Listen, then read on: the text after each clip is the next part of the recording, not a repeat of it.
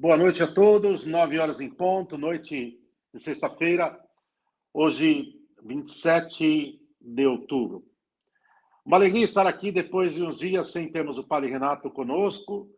Já eu posso dizer que mais do que um convidado, já faz parte também do nosso apostolado. De imediato, eu peço a vocês algumas coisas práticas. Eu sei que é um aborrecimento estar a pedir sempre o mesmo, mas é por necessidade. Checar a inscrição, muito bem, a notificação, algumas pessoas reclamando que a notificação não chega, faz parte da dinâmica aí da plataforma, que horas inscreve, horas notifica. Então, também para os que são membros, são assinantes, deem uma olhada na assinatura. Teve assinatura cancelada sem solicitação do próprio membro, quer dizer, quem o fez foi a plataforma mesma. Enviem esse link para outras pessoas. A formação vai ser importante, estamos às portas da comemoração de todos os fiéis defuntos, ou finados, no próximo dia 2 de novembro, e é a razão pela qual nós estamos a fazer essa live. E também sempre lembrar que no dia seguinte, essa live está disponível no canal pessoal do Padre Renato, que graças a Deus tem crescido e se vê que tem ali um tesouro a ser muito bem explorado e façam isso. Eu também o visito e dali sempre também procuro ali alimento espiritual. Bem, então no dia seguinte sobe lá a live, não se esquecerem. E nosso querido Padre Renato vai estar conosco sempre às segundas e quartas-feiras do mês, porque nós criamos uma regularidade. Primeira terça tem a vigília, e aí a terceira terça ele dá uma descansada para também poder trabalhar nos seus outros apostolados e tal, senão nós travamos um tempo que para ele é precioso. Então, espero que segundas e quartas, sextas, porque nós teremos uma sequência que, com o Padre, já vai ser a 7ª live dentro deste período de retorno do canal. Já falamos muito, mas era preciso essas orientações. Ainda uma última coisa, a livraria do canal está com desconto até 70%, é preciso lembrar, e as inscrições para o congresso que está às portas estão também disponíveis, Já muito recado, já muito aviso. Padre, boa noite, sua bênção, e eu peço que logo após saudar os nossos que nos acompanham, o senhor já tem a certeza, um grande séquito que acompanha o senhor também aqui no canal, o senhor possa fazer a oração inicial para nós, e aí eu proponho o tema e nós vamos escorrer, e vamos deixar que o senhor dê mais esta cátedra de boa doutrina católica, claro, só pode ser boa, para todos nós. Boa noite, Padre Renato, sua bênção. Boa noite, Padre Wander, sua bênção também. Boa noite, eu quero saudar a cada um que nos acompanha agora, que Deus, na sua infinita misericórdia, possa nos enviar a graça do seu Espírito Santo, para que, bem instruídos, né, a instrução desta noite pretende esclarecer a importância do exercício daquela obra de misericórdia espiritual que é o rogar pelos que já faleceram. Qual é o sentido da oração pelos defuntos, não é? Então, a gente pede aí as luzes do Espírito Santo para que nos faça compreender aquilo que a Igreja sempre ensinou, já desde o começo, desde a era apostólica, a respeito da necessidade que os nossos irmãos defuntos, falecidos, têm das nossas orações. Então, eu convido a todos para que rezem conosco uma Ave Maria, aos cuidados da Santíssima Virgem, a sua onipotente intercessão. Nos confiamos neste tempo de estudo, de meditação, de aprofundamento da fé. Em nome do Pai, e do Filho, e do Espírito Santo. Amém. Ave Maria, cheia de graça, o Senhor é convosco. Bendita sois vós entre as mulheres, e bendito o fruto do vosso ventre, Jesus. Santa Maria, Santa Mãe de Maria, Mãe Deus, de Deus, rogai por rogai por nós, nós, pecadores, pecadores, agora e na agora e hora da na hora nossa da morte. nossa morte. Amém. Amém. Ó Maria concebida sem pecado, Rogai por rogai por nós que nós recorremos. que recorremos a vós. Glorioso Patriarca São José, rogai por Rogai nós. por Em nós. nome do Pai, e do Filho, e do Espírito Santo. Amém. Amém. Muito bem, Padre Renato, então, em vista do próximo dia 2 de novembro, aqui o tema da live, em boa hora, em hora oportuna, veio. Então, antes de falarmos desta obra de misericórdia, do rogo pelas almas dos fiéis defuntos, portanto, dos fiéis que estão no purgatório, porque se já condenados, claro, não há mais o que fazer. A primeira coisa que eu gostaria, Padre, se o senhor puder começar desfiando para nós esta parte, é a própria existência do purgatório. A existência do purgatório na doutrina católica, portanto, na revelação do que consiste o purgatório, e depois, a partir daí, nós avançamos. Sim. Então, Padre, olha, eu gostaria de começar num tom meio apologético, porque a Revolução Protestante negou a existência do purgatório e a consequente necessidade de se rezar pelos falecidos, pelos fiéis defuntos. Então, a nossa primeira preocupação foi procurar nas Sagradas Escrituras, tanto no Antigo como no Novo Testamento, já no regime do trabalho dos apóstolos, né, na época dos apóstolos, como é que se lidou com esta questão dos mortos, não é? Como é que tanto o judaísmo, não é, no período lá no período helênico, não é, como depois no cristianismo nascente, como é que se lidou com a questão dos mortos? Bom, enfim, todos os povos e em todas as religiões há alguma preocupação com relação a algum tipo de oração, de culto aos que faleceram.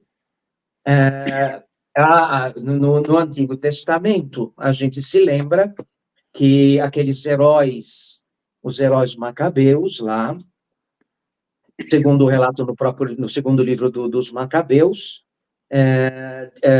vemos esta preocupação. Portanto, não era uma coisa que foi inventada ali na hora, mas é fruto de uma tradição recebida no judaísmo, e no qual se afirma que é, pois, um santo e salutar pensamento orar pelos mortos para que sejam livres dos seus pecados, não é?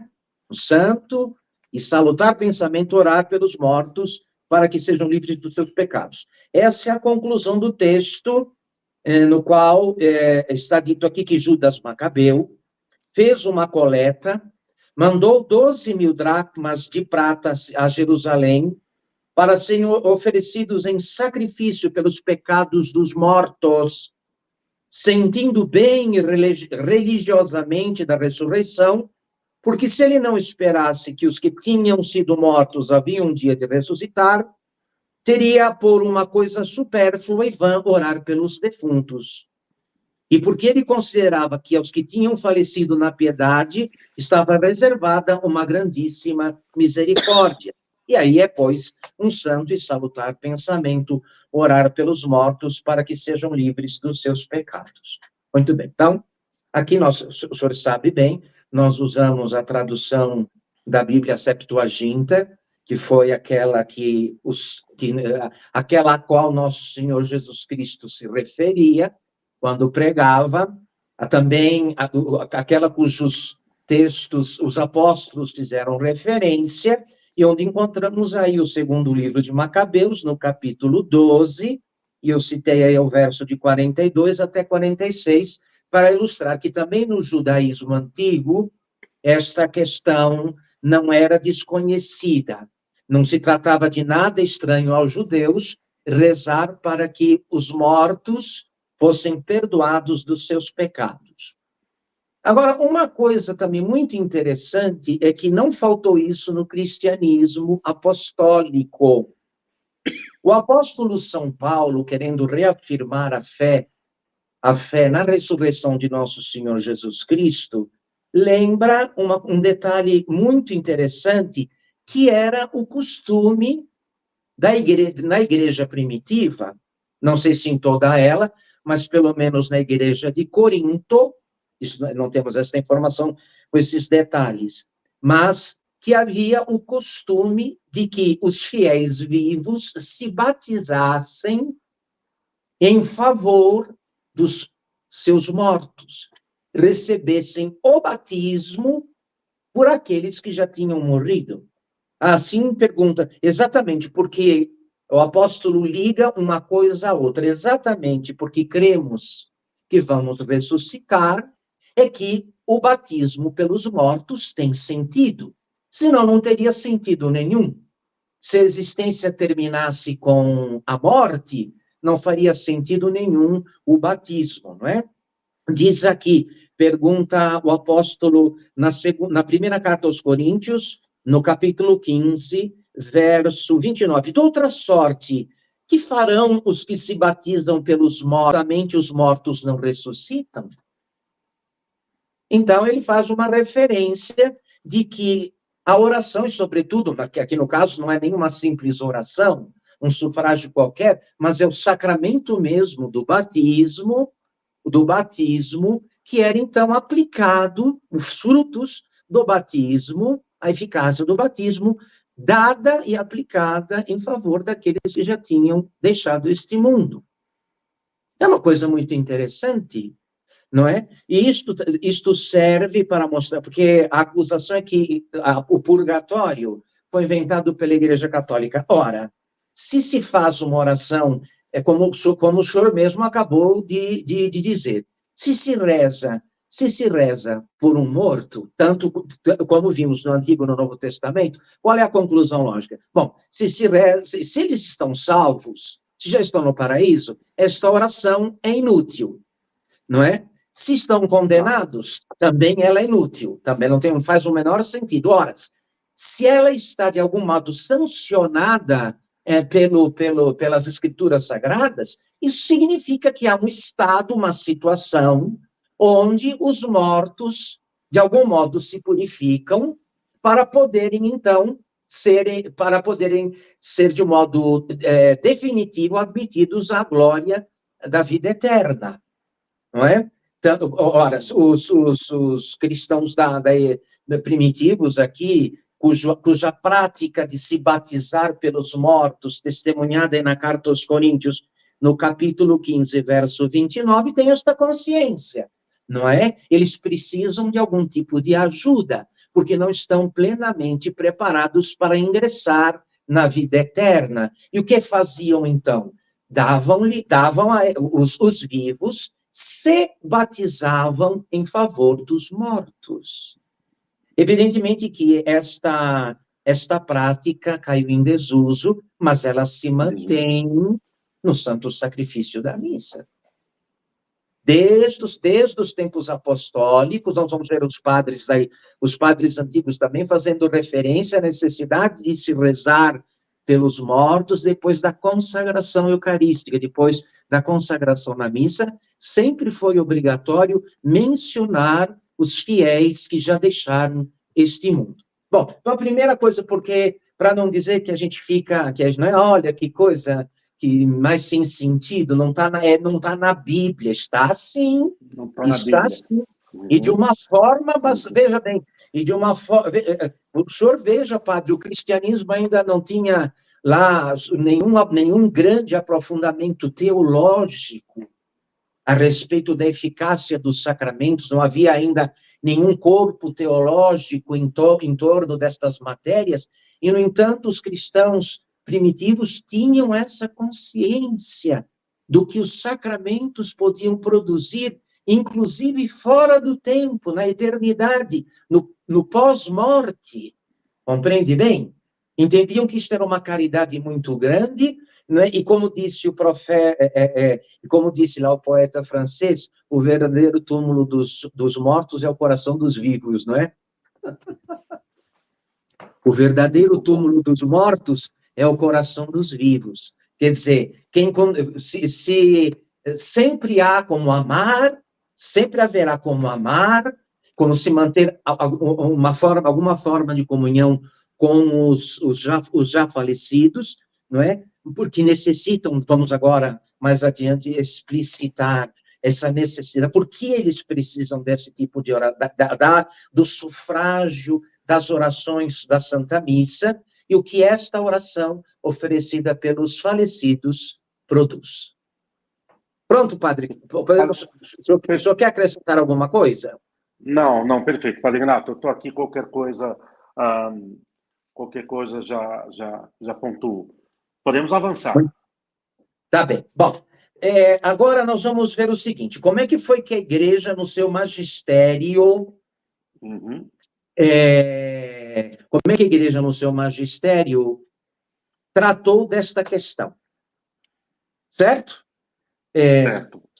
A igreja, de modo perene, de modo perene, nunca duvidou da existência deste lugar de purificação, não é, que faz jus ao nome, purgatório, não é?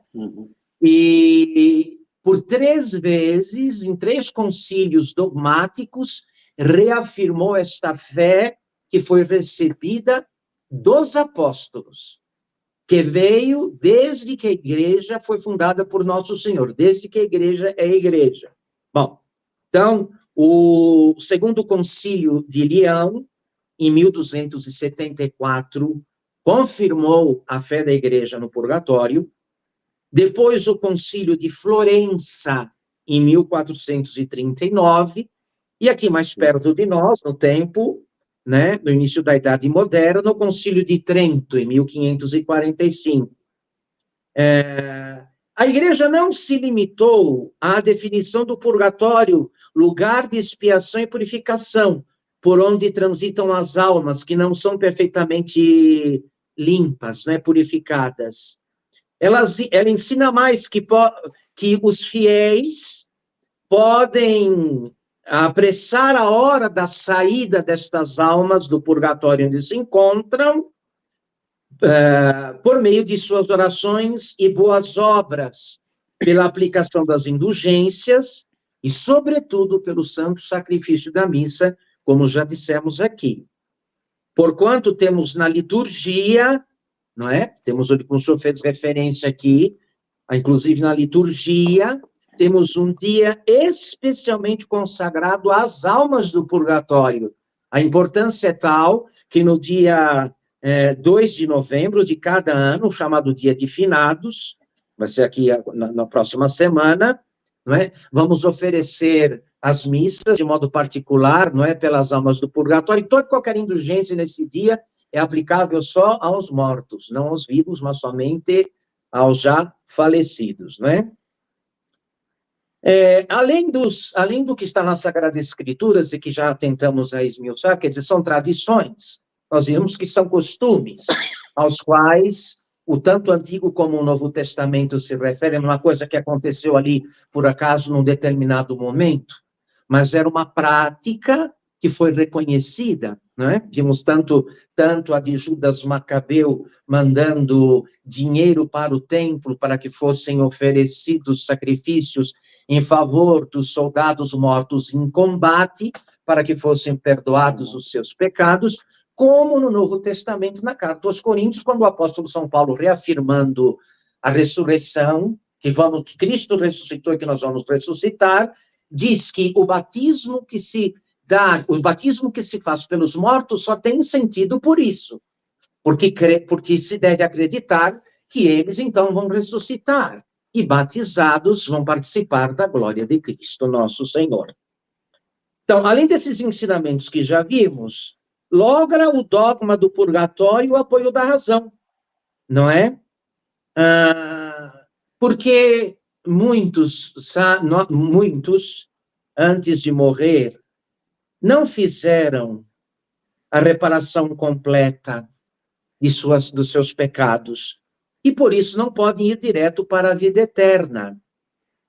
O livro do Apocalipse diz a esse respeito, né, faz um aviso sério, severo a esse respeito, quando pondera que nada que não seja perfeitamente limpo há de entrar no céu.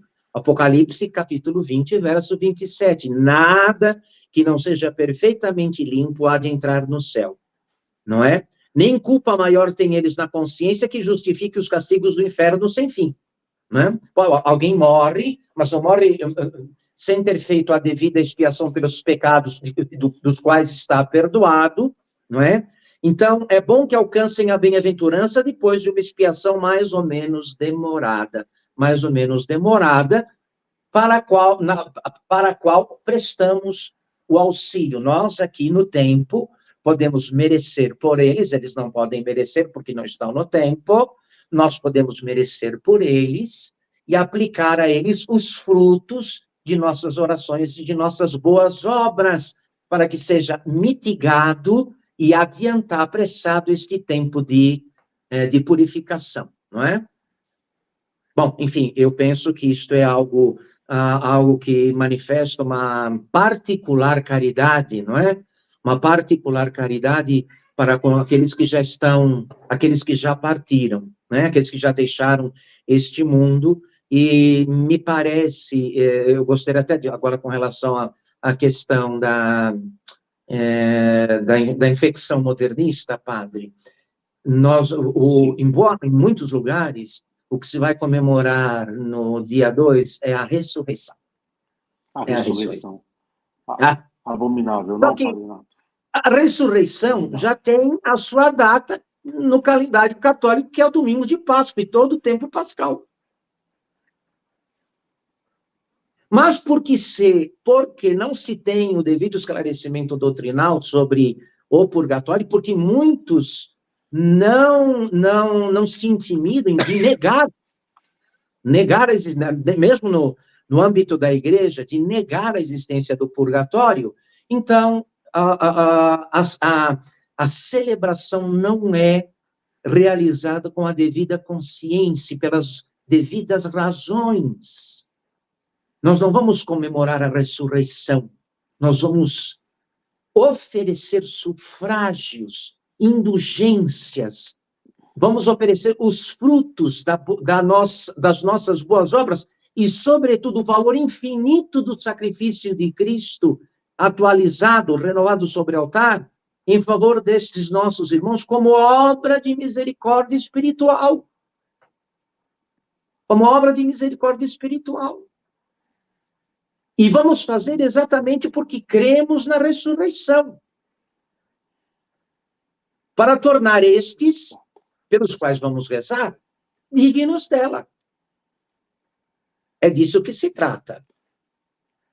Bom, muito bem. Ok, padre? Ok. O senhor quer acrescentar alguma coisa?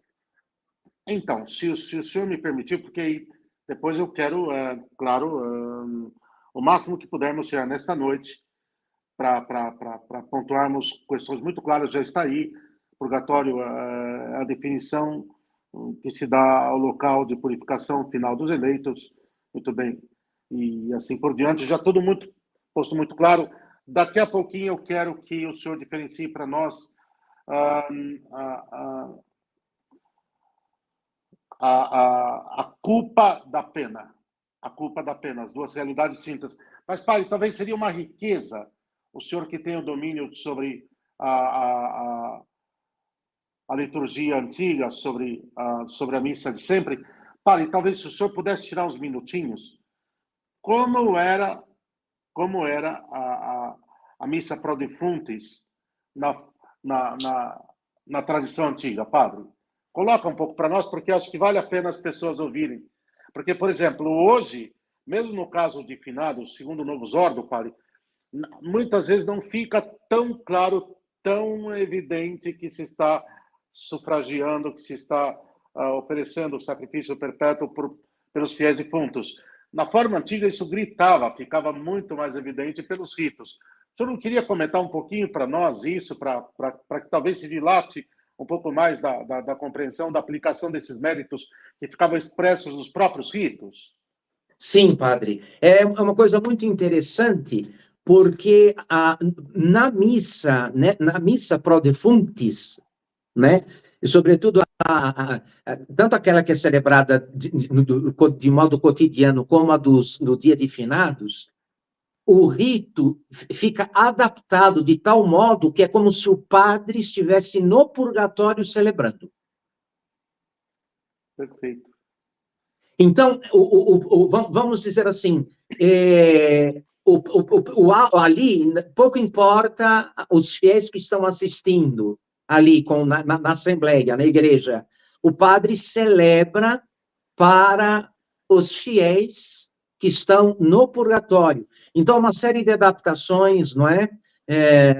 O padre não, por exemplo, o padre não reza o salmo Iudica, ele já sobe diante do altar, ele não, Então, como é que se perdão, diz? Padre Renato, é importante só dizer que isso na forma antiga.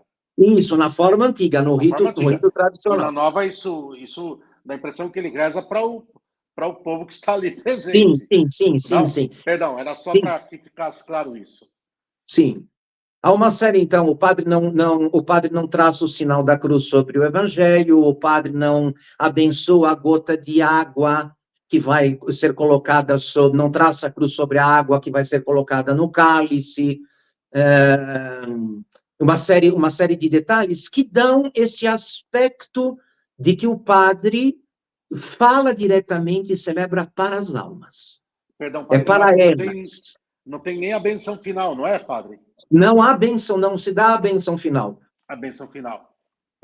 O padre termina dizendo: Dona ex requiem aeterna Domine, et lux perpetua luceat eis. Dá-lhe, Senhor, o repouso eterno e a luz perpétua os ilumine para sempre. Amém. Porque a missa foi celebrada para eles. E havia assim, padre, você pode fazer, nesse dia se pode celebrar 3 missas, todas elas pelos defuntos. Você termina a primeira e já pode, encerrando a comunhão da primeira missa, já começa a segunda. Paramentos pretos? Oi? Paramentos negros. Isso. E interessante, padre, sabe por que os paramentos negros? Porque está encerrada a criação, né? O consolo e a luz das criaturas.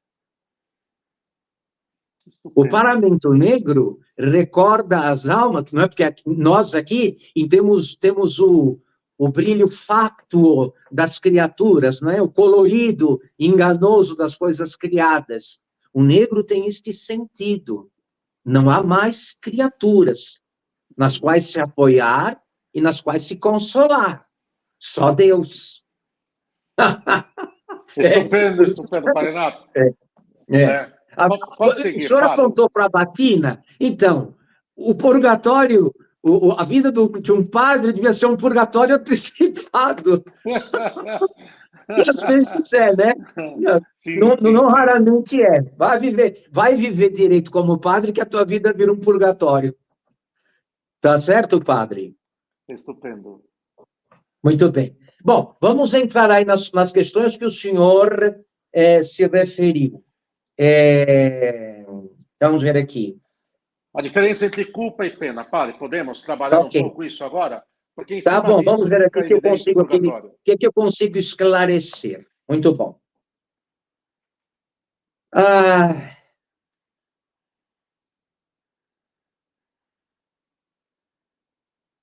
A culpa,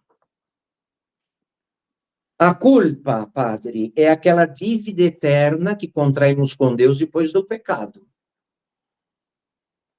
Não é uma espécie de dívida. No caso do pecado mortal, uma dívida eterna.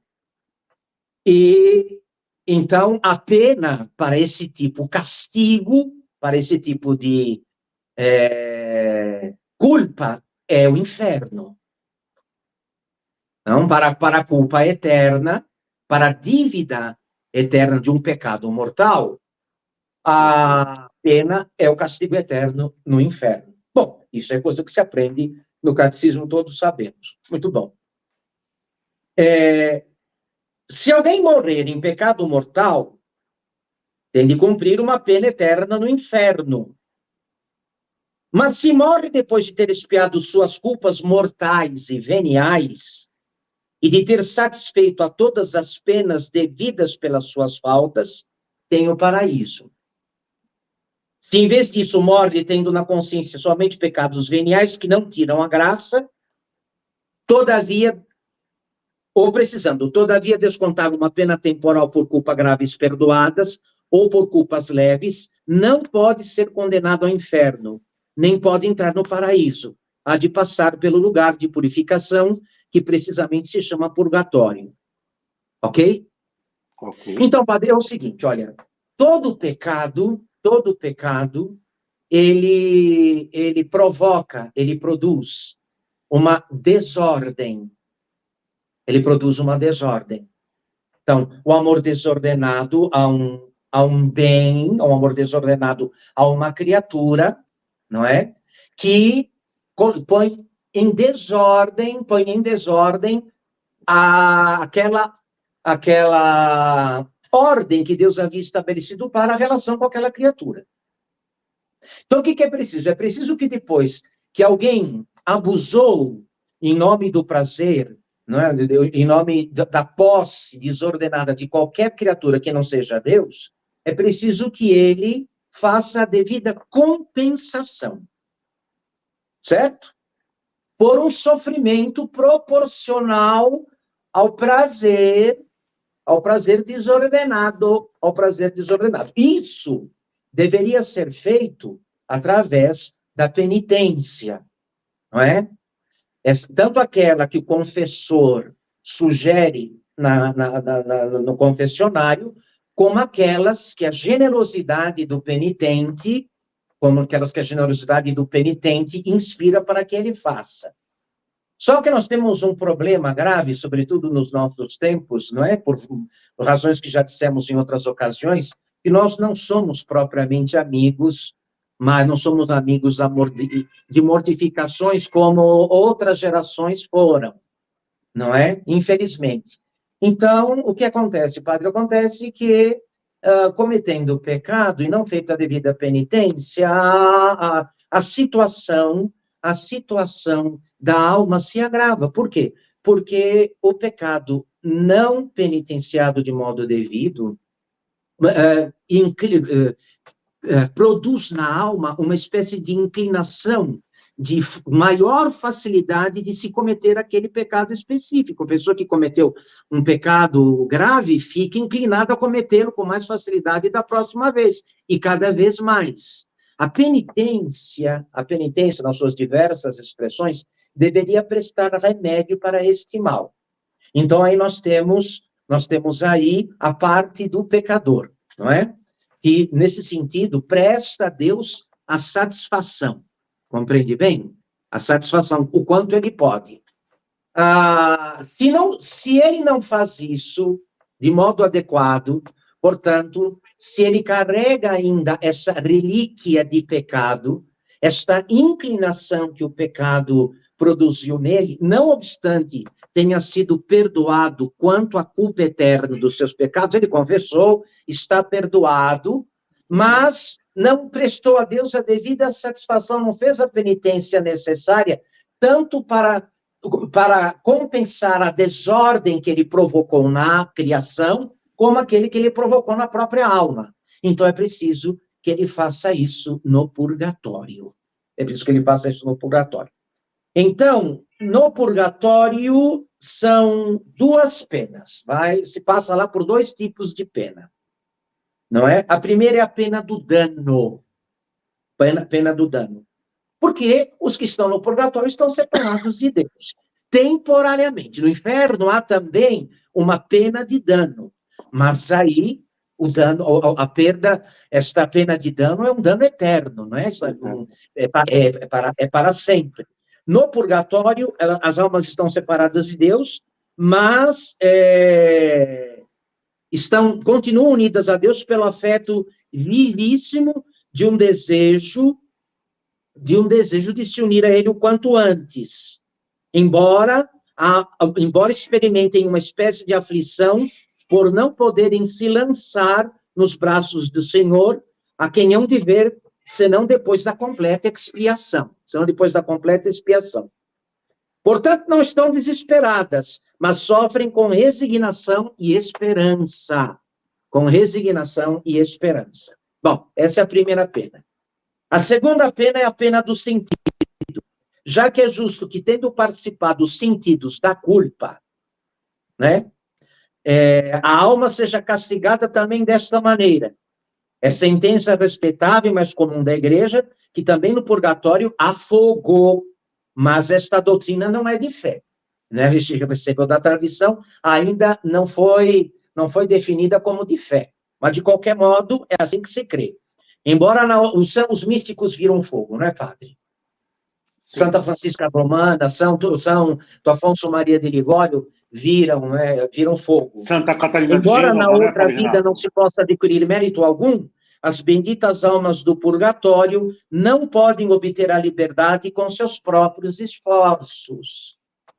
Com seus próprios esforços. Ou tem que esperar o cumprimento deste prazo de pena, ou dependem dos nossos sufrágios e dos nossos auxílios para que este tempo seja abreviado e elas possam, então, ser recebidas na glória eterna. O que mais, padre? Diga. Padre Renato, entramos no capítulo da Comunhão dos Santos, da Igreja Padecente ou Purgativa. Uma coisa que eu acredito que deve ficar claro para nós. As almas do purgatório, elas não angariam mais méritos para si próprias, quer dizer, não podem mais, vamos dizer, aplacar a justiça divina no que tange a si mesmas. Padre, é lícito e em que condições se pede a intercessão das almas do purgatório? Tá. Bom, padre, vamos explicar o seguinte. Isso tudo, esse tema que estamos tratando aqui, ele está incluído no artigo do credo que trata da comunhão dos santos. Da comunhão dos santos.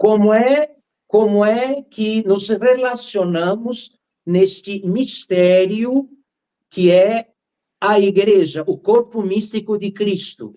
Como é que o bem de um é comunicado ao outro. Então, eu vou aqui usar o catecismo de São Tomás de Aquino, porque aí, isto ficando claro, as pessoas têm melhor facilidade de entender, não é? O porquê podemos ajudar.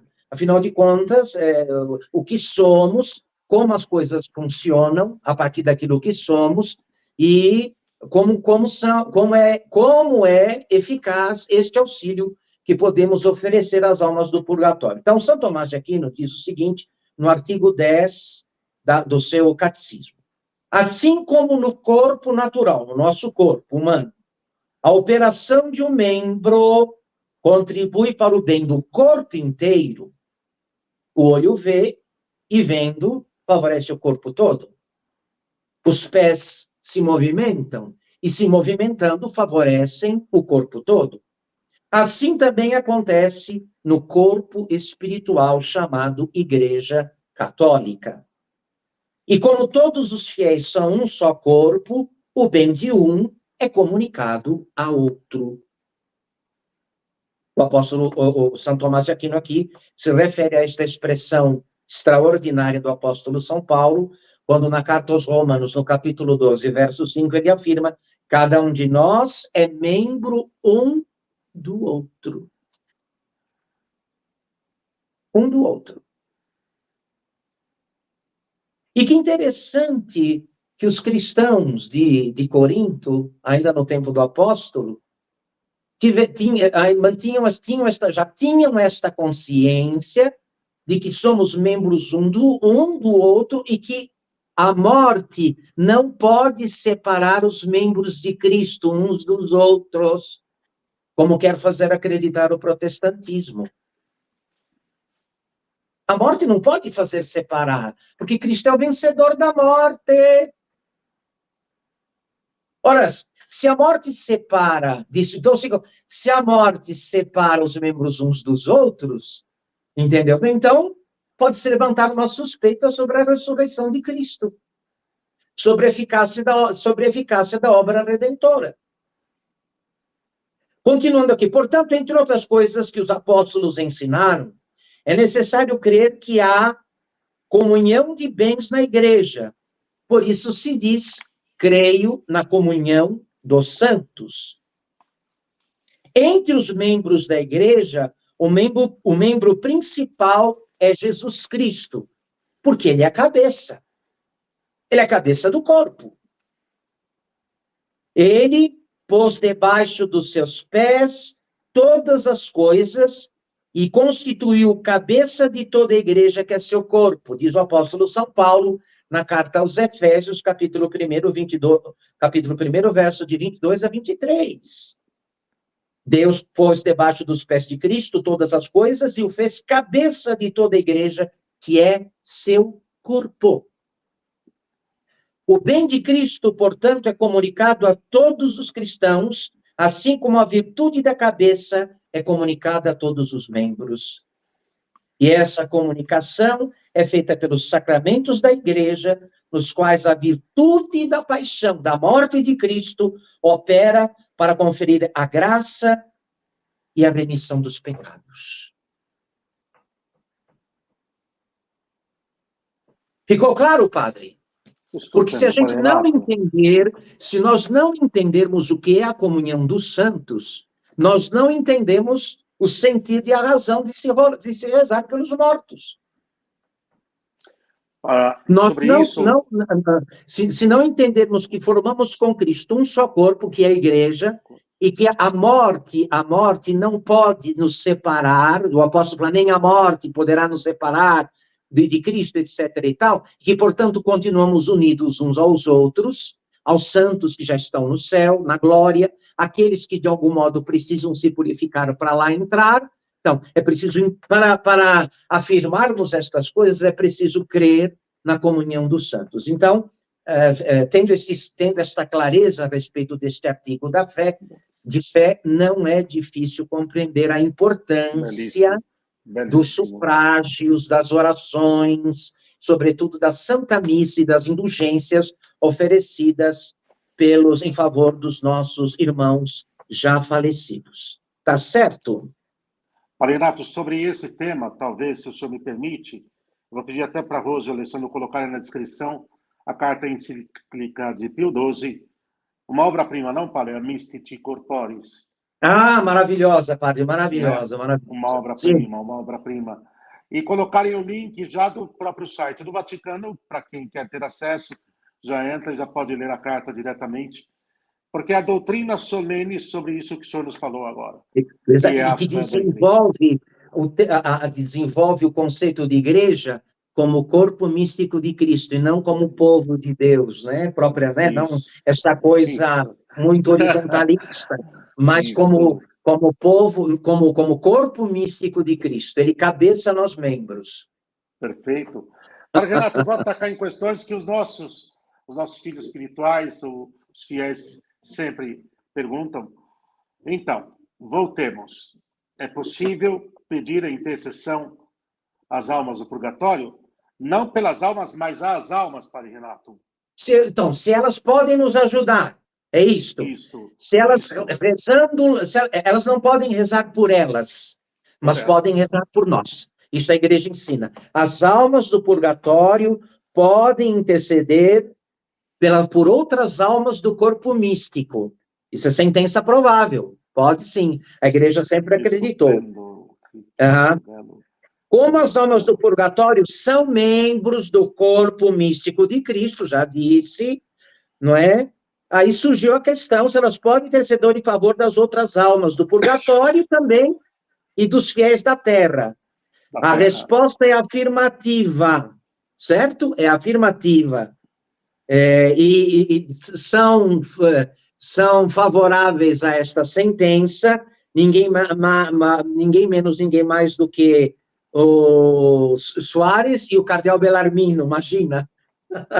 Roberto Bellarmino. Sim, São Roberto B. Que é possível e lícito invocar a intercessão das almas do purgatório. É católico.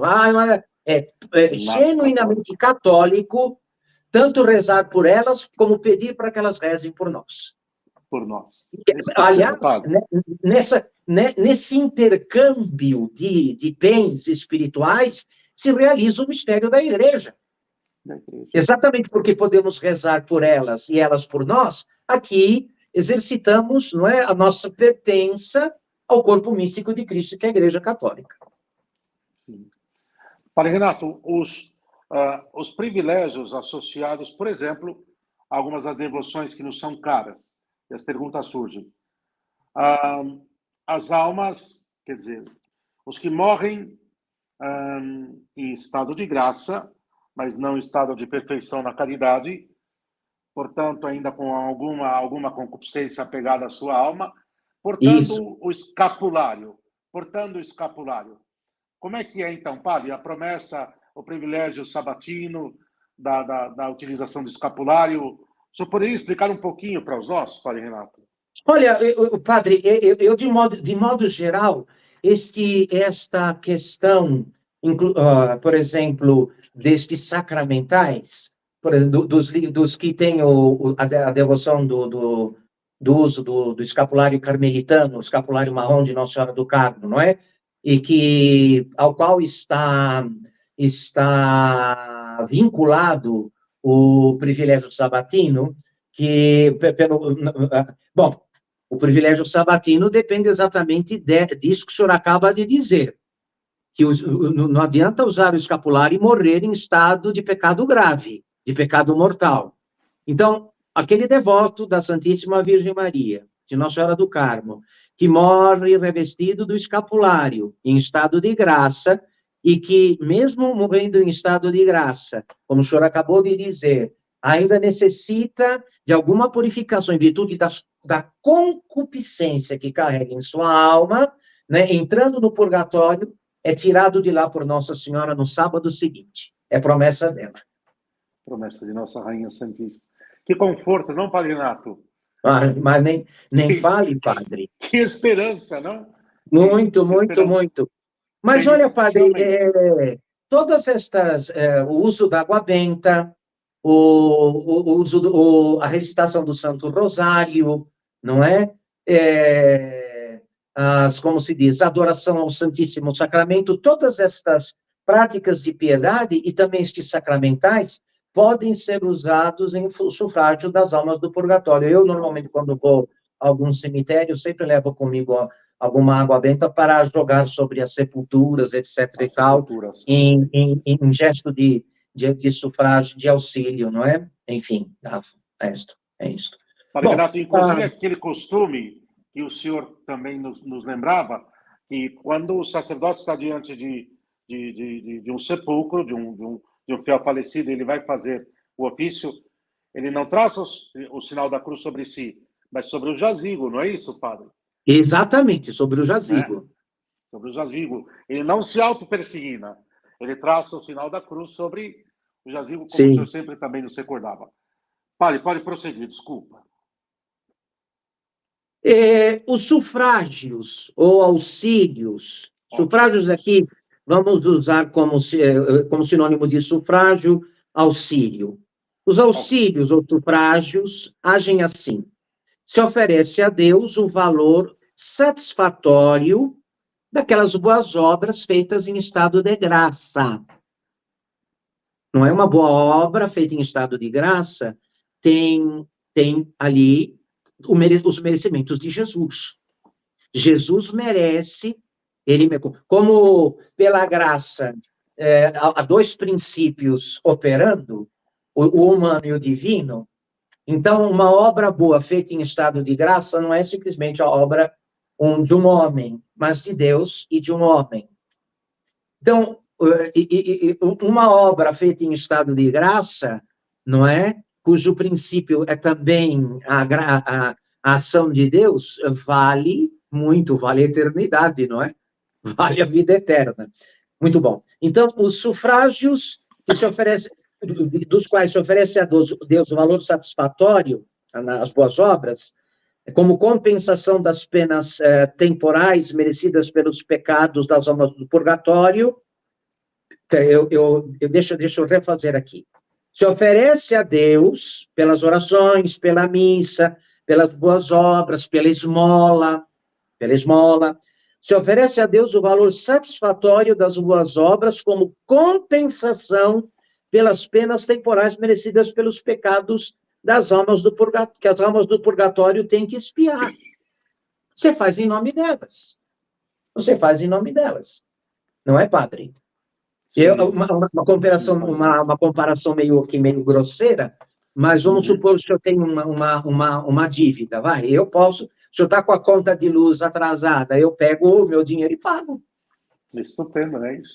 A conta está no seu nome, mas foi meu dinheiro que pagou. Espero que não seja isso que esteja acontecendo aí na associação. Mas, enfim, é só...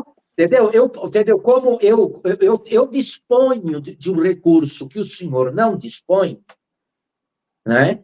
Eu posso ajudá-lo, eu posso fazer isso, essa caridade. Entendeu? O senhor entendeu bem? É mais ou menos isso. É mais ou menos isso. Então, como elas não podem merecer, a gente merece por elas. É um grande intercâmbio e uma grande caridade.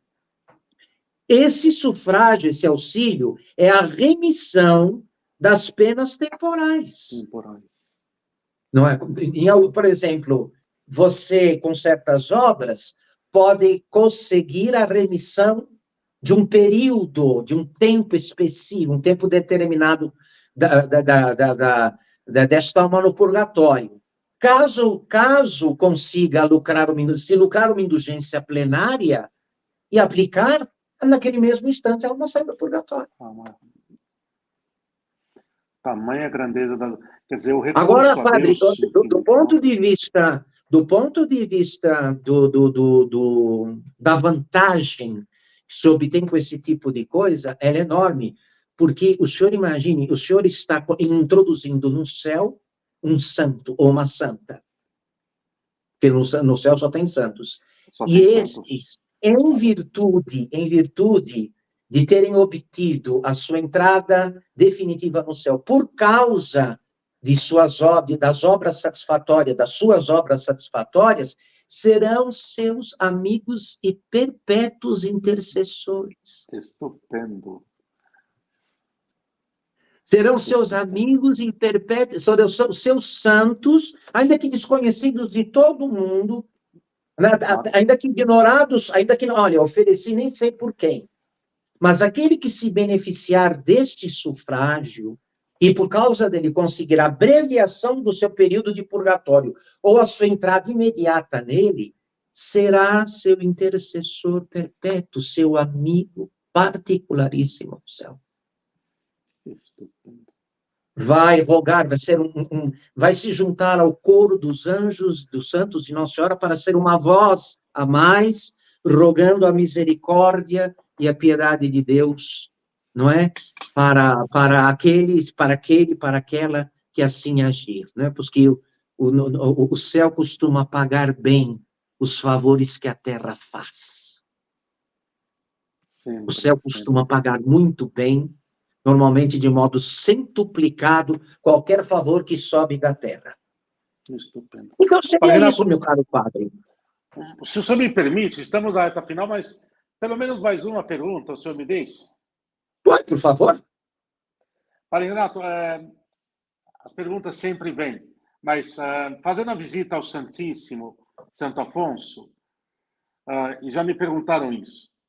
Então, eu já respondi diretamente a algumas pessoas, mas agora eu queria que o senhor, porque estamos aqui abertos, o senhor, com essa sabedoria, com essa precisão cirúrgica, pudesse dizer aos que nos acompanham. Está lá que quem faça a visita ao Santíssimo obterá 5 anos de remissão da pena temporal. Se fizer o mês inteiro, pode-se alcançar, e ali ele mensura, eu não me lembro aqui exatamente. Por que se mensurava exatamente com um dado temporal a diminuição ou extinção da pena temporal do purgatório? Explica isso para nós, Padre Renato, isso é maravilhoso. Então, padre, isso tem a ver o seguinte, com a antiga disciplina penitencial da Igreja, onde o valor, por exemplo, o valor de 100 dias de penitência é agora o valor, esse valor pelo poder das chaves dado à igreja. O valor que 100 dias de penitência, por exemplo, de jejum a pão e água, é agora como que colocado num determinado ato penitencial mais simples, pelo qual se pode obter para a alma do purgatório, não é? Pelo valor, se é aplicado à alma do purgatório, por exemplo, por uma adoração ao Santíssimo de meia hora, não é? O valor de 100 dias de penitência extrema. Estupendo, estupendo. É uma forma de estimular os fiéis, não é? De simplificar, de estimular os fiéis vivos a ajudar, porque, se a gente fosse fazer 100 dias de penitência a pão e água para sufragar as almas do purgatório, aí seria um pouco difícil, né? Mas, então, o que faz a igreja? A igreja transfere o valor meritório de 100 dias da antiga disciplina penitencial da igreja por um determinado ato de piedade agora. Você fazendo aquele ato de piedade, você consegue, vamos dizer assim, a diminuição do tempo, contado em dias, de 100 dias, daquilo que valeria 100 dias como é que se diz, no purgatório. Renato, Mas, agora, uma coisa, viu, padre, uma coisa curiosa, antes que seja o nosso tempo, que se deu com só para ilustrar, não sei se o senhor sabe dessa história. Não, temos tempo, padre Renato. Olha, então, aconteceu com Dom Bosco. Aconteceu com Dom Bosco. Havia morrido um sacerdote. E Dom Bosco estava na capela, já tinha recebido a notícia da morte deste sacerdote. Enquanto ele rezava, este sacerdote apareceu para ele.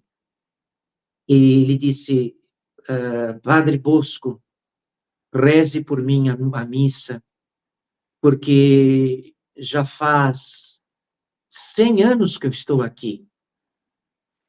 Aí Dom Bosco falou, mas como, padre, 100 anos? Se só faz 15 minutos que o senhor morreu.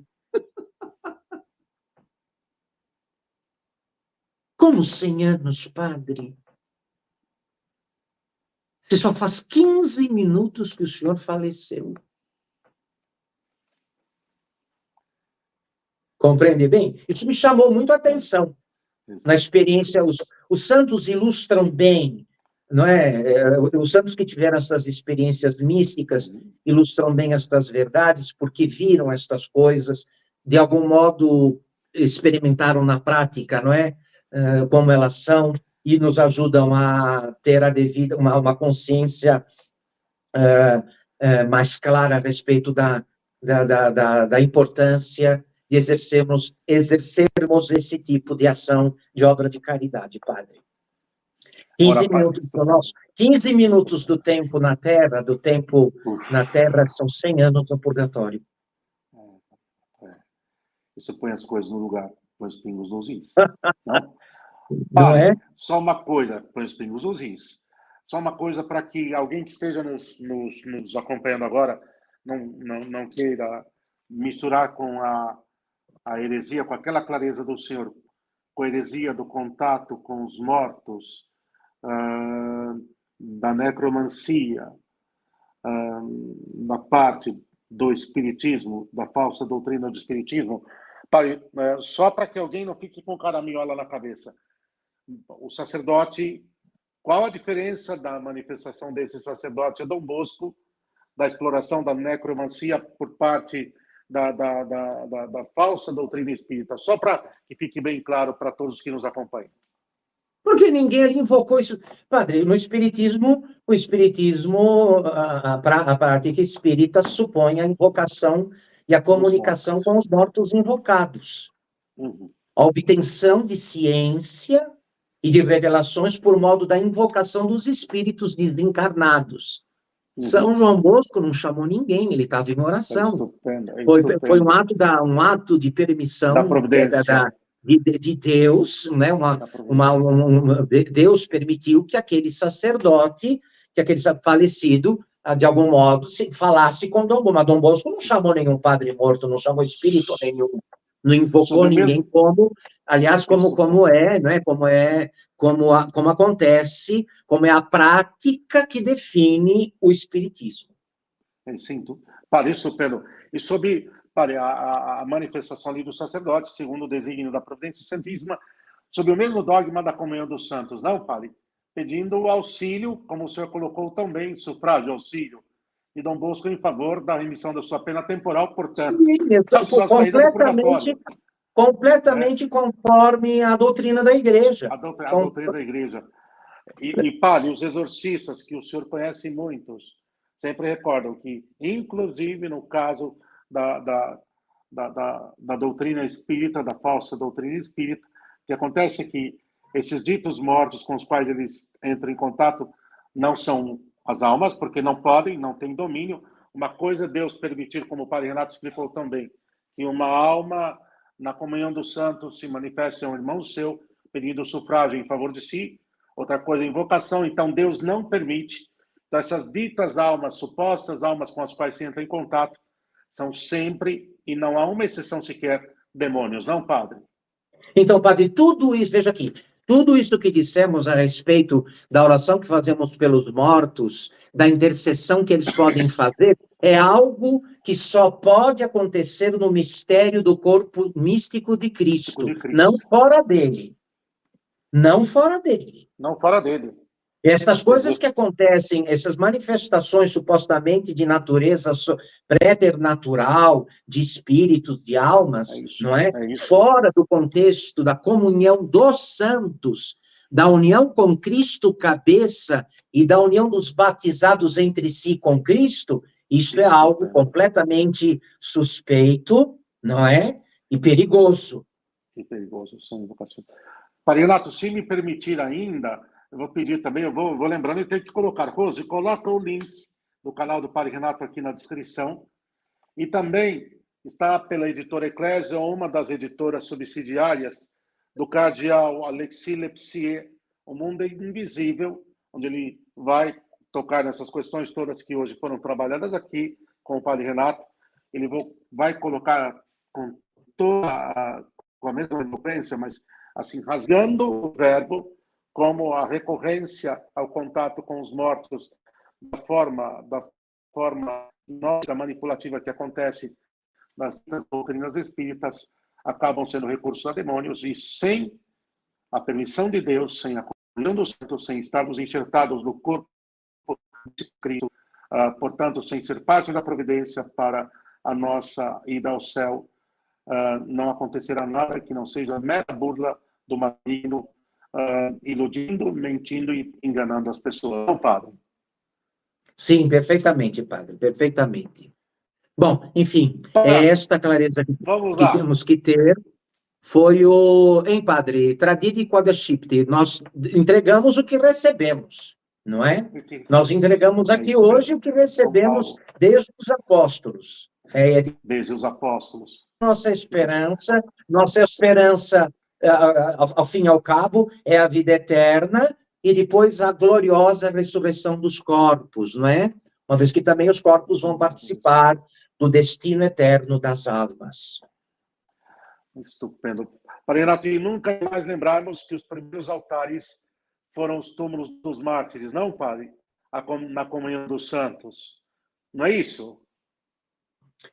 Então, padre, no tempo das grandes perseguições, no tempo das grandes perseguições, a missa, quando alguém morria por causa da fé, era martirizado, assassinado por causa da fé, a Santa Missa era celebrada sobre o corpo do mártir, porque ele tinha unido o seu sacrifício ao de Cristo e dado o testemunho mais extremo da sua fidelidade a Jesus pelo derramamento do sangue. Com o passar do tempo, como ficou proibido se colocar cadáveres sobre os altares, então, sobre o altar sobre o sigilo do altar. Quando o altar é consagrado, vão as relíquias dos santos mártires, para lembrar exatamente que os membros, também muitos membros, de modo radical, participaram do destino da cabeça no seu sacrifício, morrendo como a cabeça morreu. Sim. Padre, considerações finais. Se o senhor quiser dar um último conselho sobre a questão das indulgências para o dia 2, esteja à vontade, e assim o senhor pode fazer oração e, se achar viável, dar a bênção final a nós. Muito bem, então, se pode, no dia 2, nesses dias todos, né, que antecedem, nesta semana toda, se pode lucrar indulgência plenária, que é um perdão pleno a todos aqueles que expiam as penas, que fazem expiação das suas penas temporais no purgatório. Se pode lucrar uma indulgência plenária, um perdão pleno em favor destas almas, não é? Eu pediria que, eu sei que eu sou suspeito, mas quem puder fazer isso, faça de modo particular em favor de um sacerdote, de um padre que está no purgatório. Muito difícil que a gente não passe por lá, não é? Faça em favor das almas da alma de um sacerdote que está no purgatório, naquelas condições: confessar, comungar no dia da obra indulgenciada, né? Rezar nas intenções do Santo Padre, e essas orações feitas numa igreja ou num cemitério, tá bem? Pronto, aí se lucra a indulgência aplicável só aos mortos, no dia, não é? Esta indulgência prevista para estes dias e, sobretudo, para o dia 2, é aplicável só aos falecidos, aos fiéis defuntos. Muito bem, padre. Vamos terminar com a graça de Deus. Eu espero que a gente tenha conseguido despertar essa necessidade como disse, eu fiz referência no início desta catequese, não é? O verdadeiro túmulo dos mortos é o coração dos vivos.